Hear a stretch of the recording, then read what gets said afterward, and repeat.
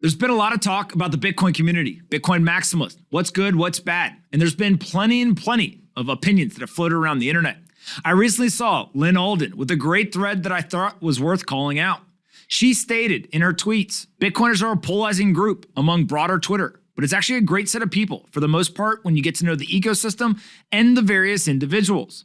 They are disagreeable in aggregate, but principled. Meanwhile, she continues to see one thing. The Bitcoin price goes up and it goes down, but that orange line right there, that's the number of Bitcoin wallet addresses on chain with at least 0.01 Bitcoin. People continue to stack sats regardless of what people say on the internet or what the price of Bitcoin does. Lyn then continues and says there are loud, uninformed social media individuals and periodic waves of groupthink, but that happens in any space. Plenty of individuals push back on that when it happens.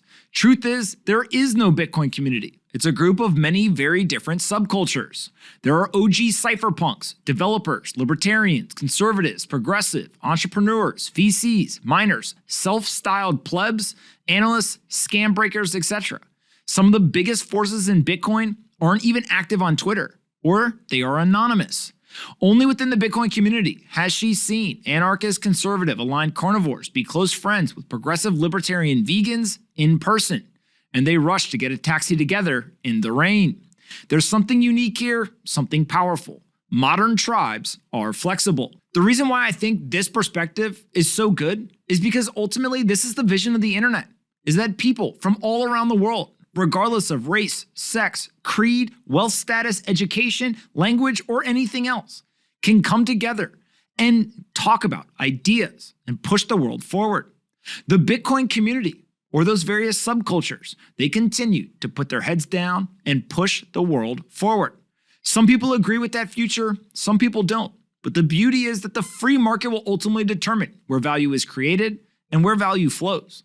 So far, Bitcoin has grown from $0 of market cap to hundreds of billions of dollars in about 13 years.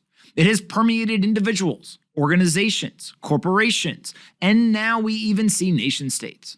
Ultimately, folks from the Midwest to Wall Street, to Silicon Valley, to the Southeast of Asia, to Europe, to South America, and to various countries in Africa, everyone in the world with an internet connection can access Bitcoin, can store economic value, and can transact without relying on a trusted third party. It's a very powerful idea, and as we all know, there's nothing that stops an idea once its time has come. Seeing Lyn talk about the various people in the Bitcoin community like this is encouraging. We should all be optimists. We're all working towards the same vision. We're all working towards the same goal. And we're going to need everyone's help. It's a hard problem. It's going to take a long time to solve. And I'm glad that you all are here with me and everyone else trying to make it happen.